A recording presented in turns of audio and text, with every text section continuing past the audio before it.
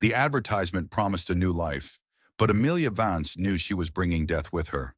The train rattled like a coffin on wheels, carrying her deeper into a land of scorched earth and brutal sun. She was fleeing the suffocating shadows of Boston, a world of whispers and sideways glances that had become her prison. The man she was going to marry, Kane, had written only a few words, words like chips of granite. He had a ranch. He needed a wife.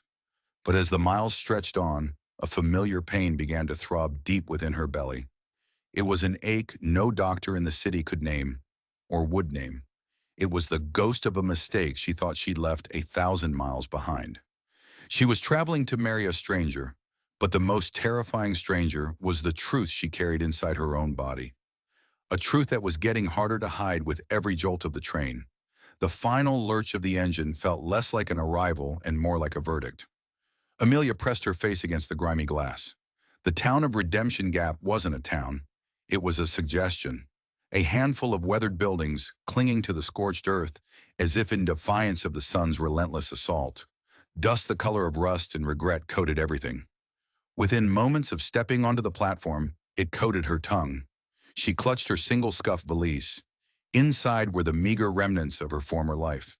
A few dresses, a book of poetry, and the letter from the man she was to marry. Cain. The name itself was a warning. His handwriting was brutally functional.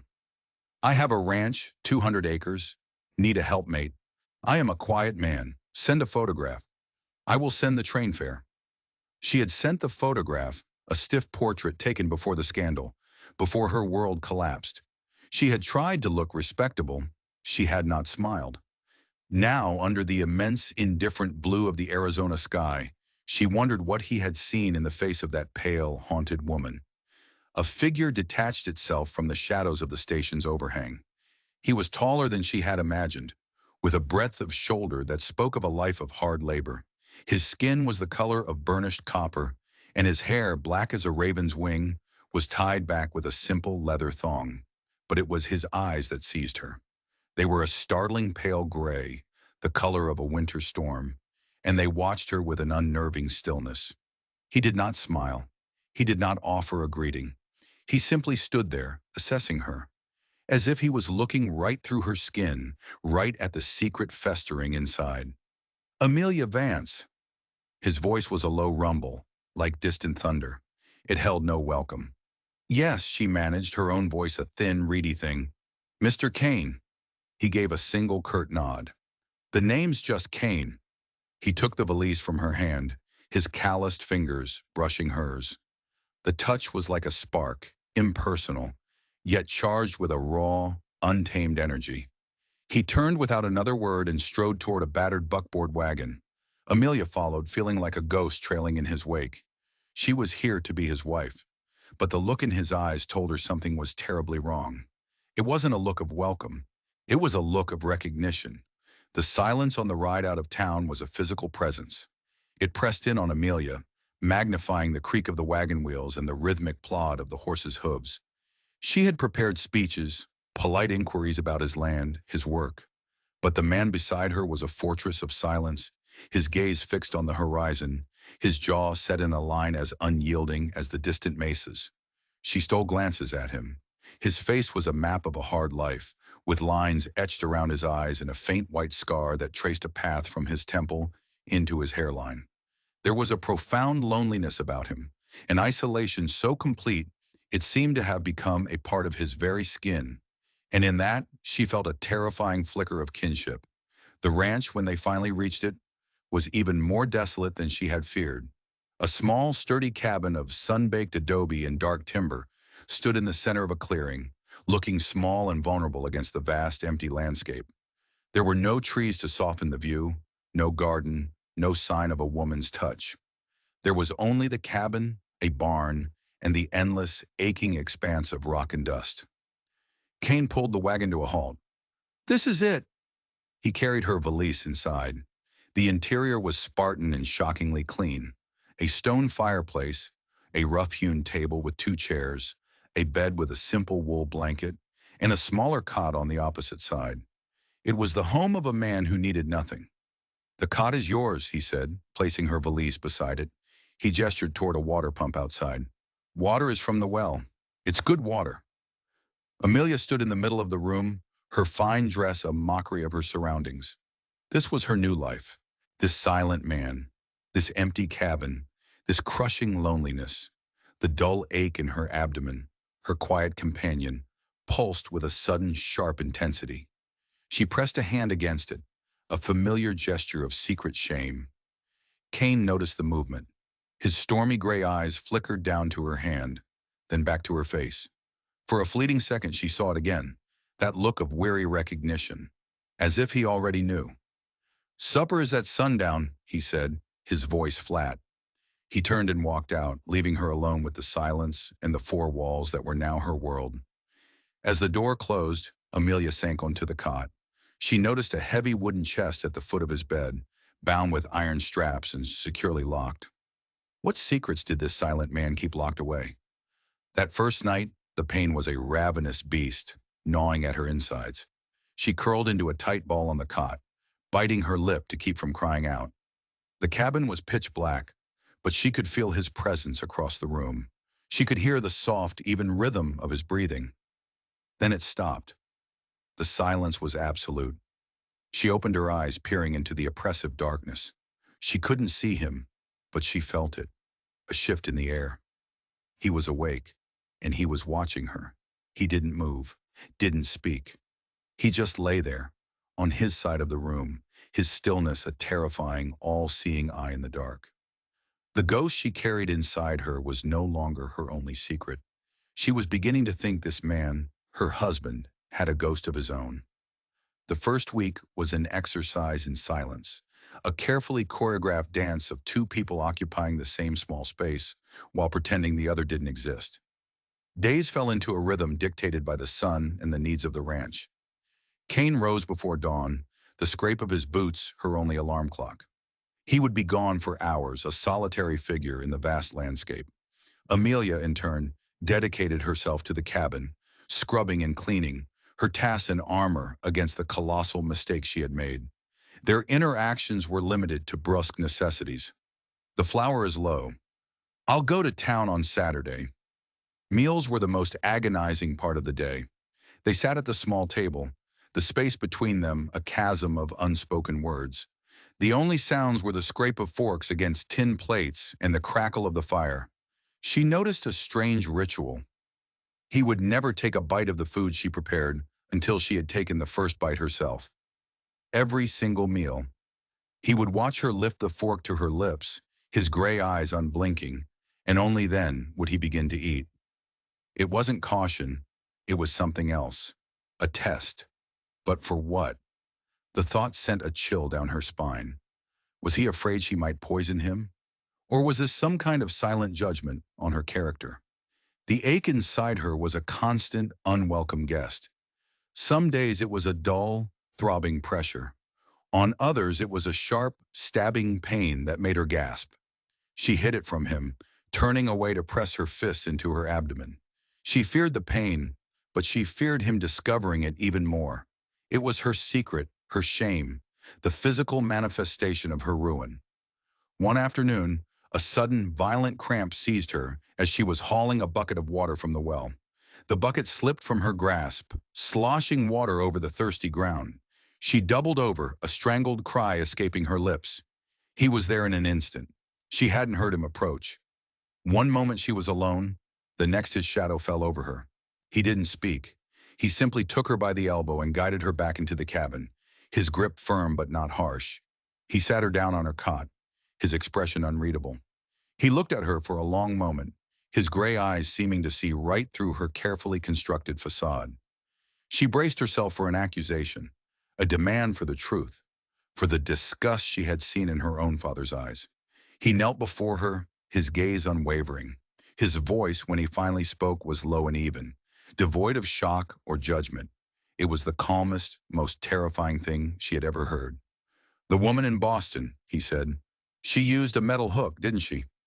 The world stopped. The air in her lungs turned to ice. Every carefully constructed wall she had built around her secret heart crumbled to dust. He knew. He didn't suspect.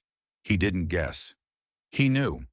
The how of it was a terrifying, impossible question that screamed in the silent cabin. She stared at him, her mouth agape, unable to form a single word. He hadn't just seen the pain in her photograph. He had seen the cause. He didn't wait for an answer. He saw it in her eyes. He stood, went to the hearth, and poured a cup of hot water from the kettle. From a small leather pouch she had never seen before, he spooned in some dried leaves. He brought the steaming cup to her. "Willow bark," he said, his voice quiet, "for the pain." He knew the pain. He knew the source. And he knew the remedy. He wasn't her husband. He was her warden, or her confessor. She couldn't tell which was worse. From that day on, the silence in the cabin changed. It was no longer empty. It was filled with 1,000 unasked questions. Amelia was too terrified to ask, and Kane offered no explanations. The strange ritual at mealtime stopped. He now ate as soon as she served him.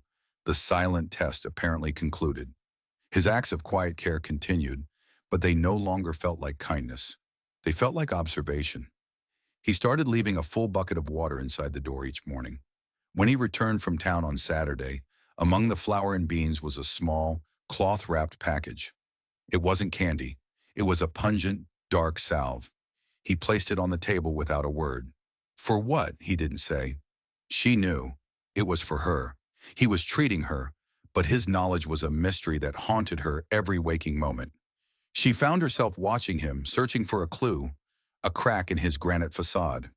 She saw the way he gentled a skittish foal, his deep voice a soothing murmur. She saw the exhaustion in the slump of his shoulders after a long day under the relentless sun. He was a man drowning in a silence of his own making, and she was drowning right alongside him. The pain, however, didn't recede. It was a constant reminder of Boston, of opulent drawing rooms, of whispered promises from a man named Sterling Croft, and of the dark, terrifying night in a back alley room with a woman whose hands smelled of whiskey and carbolic acid. The ache was the price she was paying. Finally, she could bear the suspense no longer. One evening, as he was banking the fire, she stood up, her hands clenched at her sides. Her voice, when it came, was a raw, trembling whisper. "How?" It was the only word she could manage. "How did you know?" Kane stopped what he was doing. He straightened up slowly, his back to her. For a long moment, he didn't move. She thought he might not answer, that he would leave her to suffocate in this mystery forever. Then he turned. In the flickering firelight, his face was all sharp angles and deep shadows. He didn't answer her question directly. Instead, he lifted a hand and gently touched the faint white scar that ran from his temple into his hairline. "A man like yours," he said, his voice a low rumble of old pain. "A promise. A betrayal. He left his mark on me, too." The revelation struck Amelia with the force of a physical blow. The mystery of his knowledge was replaced by the shock of a shared wound. He wasn't judging her. He was recognizing her. "My father," Kane continued, his voice flat, emotionless, "he was a white trapper. He made my mother promises, whispered them to her under this same sky. When he was done with her, he rode east and never looked back. He left her with a child who had his eyes and a sickness in her heart that eventually killed her." He looked at Amelia, and for the first time, she saw not a storm in his eyes, but a vast, desolate landscape of grief. "She was a healer. She taught me the herbs. She taught me how to read the pain in people's eyes. When your photograph came, I saw her. I saw the same ghost living behind your eyes." He had chosen her. He hadn't been tricked into taking on damaged goods. He had seen the damage and sent for it. He had sent the train fare for a ghost because he was haunted by one of his own. The dam of her composure, so painstakingly built, finally broke. The pain, the shame, the loneliness, the terror, it all came pouring out. She told him everything. She spoke of Sterling Croft, his charm, his lies, the baby, the woman in the back alley, the endless, gnawing ache that was her punishment. She wasn't confessing to a judge. She was sharing her story with a fellow survivor. When she finished, the cabin was silent, but it was a new kind of silence, a shared one. Kane walked over to the heavy locked chest at the foot of his bed. He produced a key from his pocket and unlocked it. Amelia watched, her breath held. He lifted the lid. Inside were not guns or money, but bundles of dried herbs, glass vials, and worn leather-bound books filled with his mother's script. And at the very bottom, a single, faded daguerreotype. He took it out and handed it to her. It was a portrait of a handsome, smiling man in a fine Eastern suit. "My father," Kane said. A cold dread, sharp and familiar, washed over Amelia as she stared at the face. The man was younger, but the arrogant set of the jaw, the confident curve of the smile, it was unmistakable. He looked a lot like her Mr. Croft. It wasn't just a similar story. It was the same story. The same kind of man, leaving the same kind of ruin. The stakes of her past had just become terrifyingly personal for him, too. And in that moment, Amelia knew her ghost hadn't followed her to Arizona. It had been waiting for her all along. The confession transformed the landscape of their lives. The tension dissolved, replaced by a fragile, tentative peace. He began to speak more, not in long conversations, but in small offerings of words, teaching her the language of his land. "Redtail, good hunter. Yarrow, good for fevers." He was showing her how to survive. The willow bark tea became a nightly ritual, a quiet reassurance of his words. "You will not be sent away." One afternoon, Kane rode out and returned with a visitor. She was an older woman, her face a beautiful network of wrinkles, her silver white hair in two long braids. Her name was Martha, a widow who lived a few miles down the canyon, a woman who straddled the worlds of the settlers and the native tribes. "Martha knows herbs," was Kane's only explanation. Martha's hands were clean and her eyes were kind. She examined Amelia not with clinical detachment, but with a woman's empathy.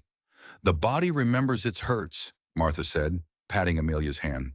"Sometimes the soul must teach it to heal. This man," she nodded toward Kane, who stood stoically by the door. "He understands such things." Under Martha's care, Amelia's physical health slowly began to improve. The pain was still there, a constant echo, but its sharpest edges were dulled. As her body healed, their alliance deepened. She learned more of his story, of his mother, a woman of the people, and the father who had made him an outcast in both worlds. "The white men in town see my mother," he said one evening. "The people see my father." For the first time, Amelia understood the true depth of his solitude. He was as much an outcast as she was. Their partnership extended to the work of the ranch. He taught her how to groom horses, how to read the clouds for rain. She, in turn, brought a softness to his stark existence, planting a small garden by the cabin door, coaxing life from the dry soil. The cabin was no longer a shelter. It was becoming a home. But Amelia's past was a debt, and she knew with a certainty that chilled her to the bone that someday the collector would come calling. The news arrived like a swarm of angry locusts. The railroad was coming. Surveyors and speculators descended on Redemption Gap, their eastern suits a stark contrast to the dusty locals. They spoke of progress, but Kane saw only the threat of fences and the carving up of the open land. They were in town for supplies when she heard it, a smooth, cultured baritone that cut through the noise and pierced her like a shard of ice. "My good man, I assure you, the Arizona Land and Mineral Company is prepared to make a most generous offer." Amelia froze. That voice. It was the voice from her nightmares. She turned slowly. There, standing in the middle of the street, as if he owned it, was Sterling Croft. He was older, thicker around the middle, but unmistakable. He hadn't seen her yet. Panic, cold and sharp, seized her. She had to get away. She fumbled some coins onto the counter and ran to the buckboard. "What is it?" Kane asked, his brow furrowed. "We have to go." "Now," she urged, her voice trembling. Before he could question her, Croft's voice boomed again, closer this time. "Progress is an unstoppable force, gentlemen." He and his associates were walking directly toward them. There was no escape. Kane saw the direction of her terrified gaze and followed it. His body went rigid, a subtle tensing of muscle that was more menacing than any overt threat. Croft's eyes swept carelessly over the buckboard, and then they landed on Amelia. A slow, cruel smile of recognition spread across his face. "Well, I'll be," he said, his voice dripping with condescending amusement. "Amelia Vance, Of all the God-forsaken holes to find a flower of Boston society. He looked from her worn calico dress to Kane. I see you've adapted, found some local color to keep you company. The insult, casual and brutal, hung in the air. A muscle jumped in Kane's jaw.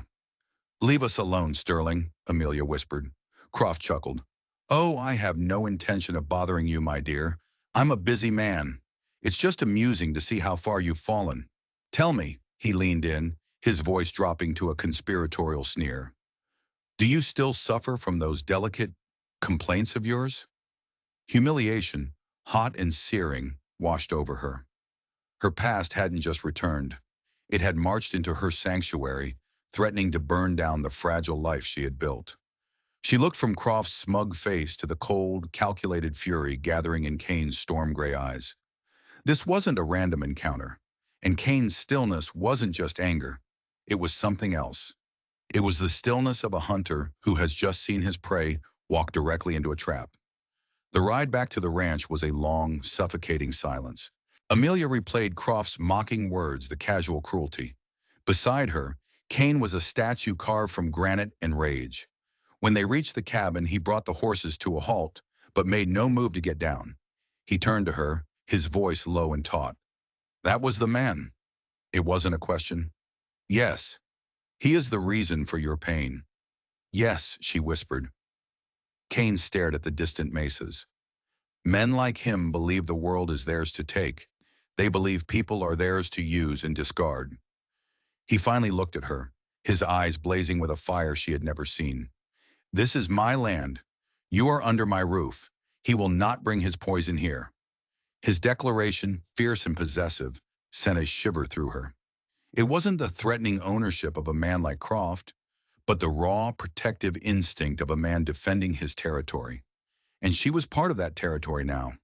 The next few days were fraught with tension. Every shadow seemed to hold a threat. Kane began carrying his rifle everywhere, his quiet vigilance a constant, unnerving presence. But he wasn't just watching the horizon.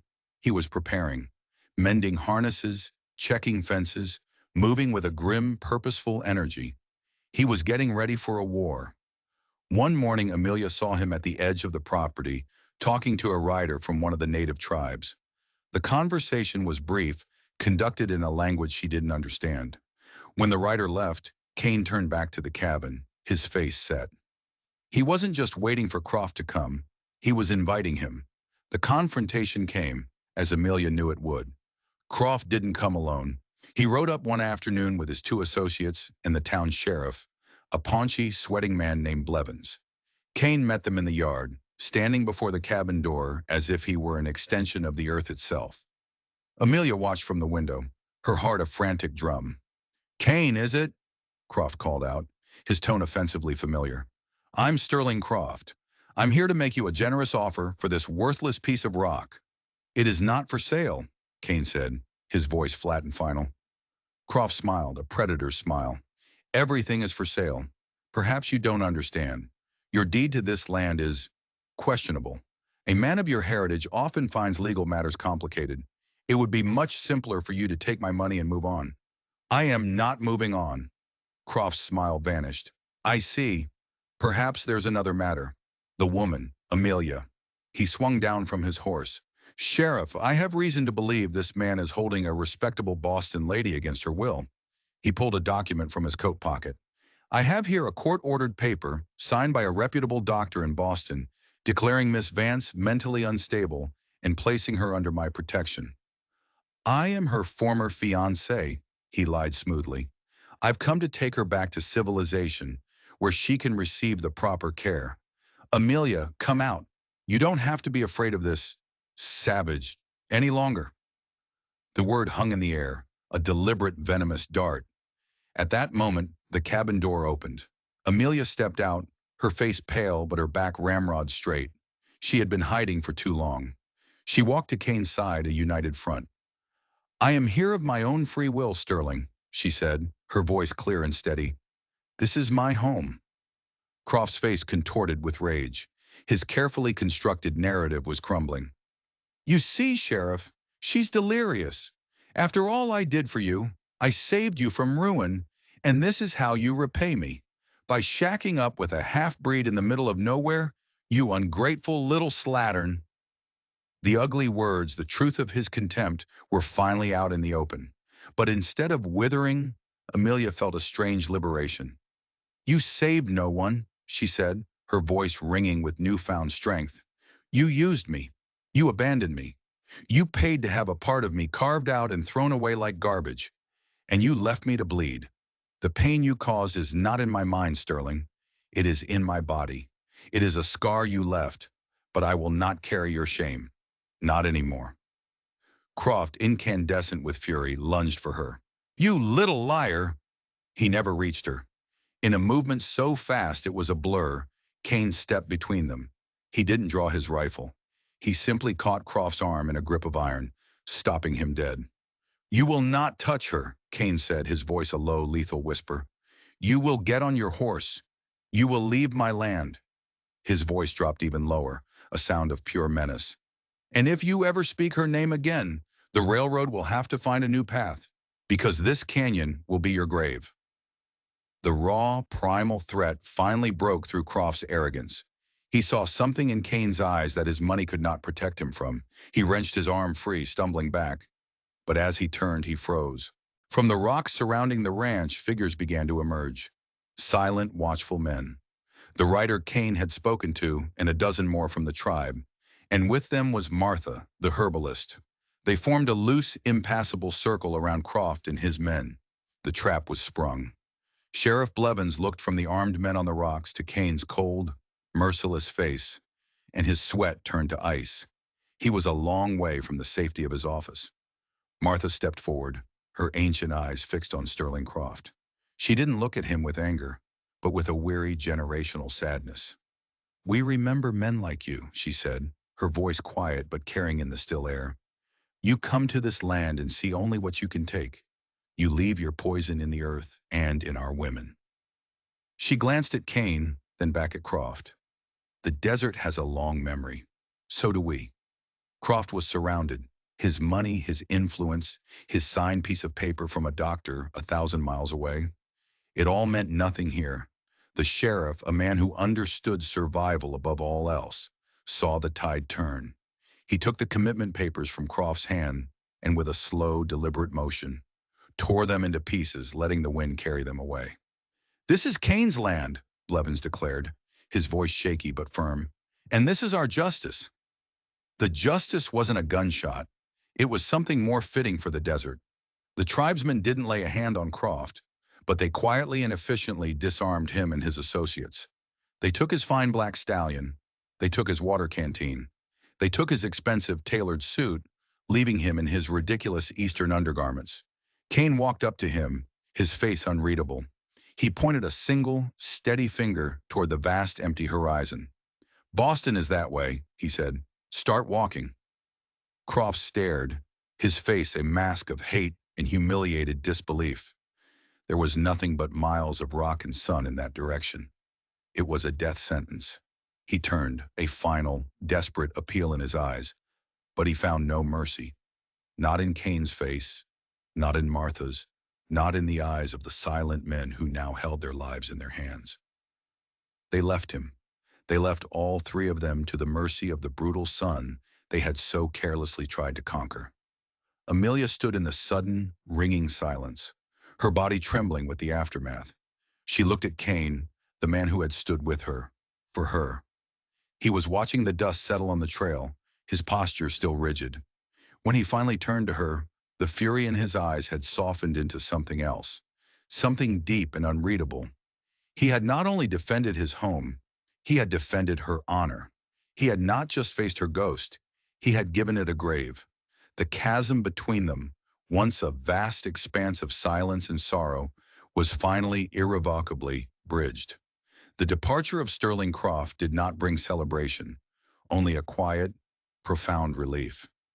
The storm had passed, leaving a stillness in its wake. The confrontation had shattered the last of Amelia's illusions about her past, forcing her to vocalize her trauma not as a whispered, shameful secret, but as a clear-throated accusation. In doing so, she had reclaimed a piece of herself she thought was lost forever. The ache in her belly remained, an echo of the wound she would always carry, but it no longer defined her. It was a scar, no different than the one on Cain's temple. The silence that returned to the cabin was not one of awkwardness or pain, but of shared peace. They worked side by side, their movements synchronized, their understanding implicit. One evening, weeks later, they sat outside watching the sky bleed from orange to purple. "He will not be the last," Cain said, his voice a low murmur. "More will come. The railroad will bring them." "I know," Amelia replied softly. She looked at his strong, weathered profile. "But we will face them." She had used the word "we" without thinking, and its significance hung in the air. It was a word that staked a claim, binding their two solitary lives together. He turned to look at her, his pale gray eyes holding an emotion she was finally beginning to understand. It wasn't pity or passion. It was something quieter, stronger. It was respect. It was recognition. "Yes," he said, the single word a vow. "We will." He reached out, not to touch her face or her hand, but to gently trace the worn seam on the sleeve of her dress. It was a gesture of immense tenderness, an acknowledgement of the simple, resilient life they were building together, stitch by stitch. Life on the ranch continued. Days were filled with hard work, nights with quiet companionship. He taught her the names of the constellations, and she read to him from her book of poems by the firelight. They never spoke the words love or marriage in the conventional sense. Their bond was forged of something more elemental: shared wounds, mutual respect, and the fierce unspoken promise to stand as a bulwark for one another against a world that had tried to break them both. The lonely outcast and the mail-order bride had each come to this place seeking an escape. What they found was something far more precious. They found a home in the heart of the wilderness and a sanctuary in the soul of another. The scars that remain are not a sign of weakness, but a testament to the strength it takes to survive. In the vast, often brutal theater of the American West, the loudest stories are of gunfights and gold rushes. But the truest stories are often the quietest ones, whispered in the lonely spaces between two people who have nowhere else to turn. Amelia and Cain's journey wasn't about conquering the frontier. It was about conquering the ghosts of their own past. It's a powerful reminder that sometimes the greatest act of healing isn't a grand gesture, but the simple, profound act of listening. Theirs is a story of how two broken souls discarded by the world could find in each other not a cure for their scars, but the strength to bear them together. If this story of unexpected kindness and fierce resilience in the untold West moved you, please take a moment to hit that like button, share it with someone who appreciates a story with real heart, and be sure to subscribe to our channel. We have so many more tales of the quiet corners and forgotten voices of history to share with you.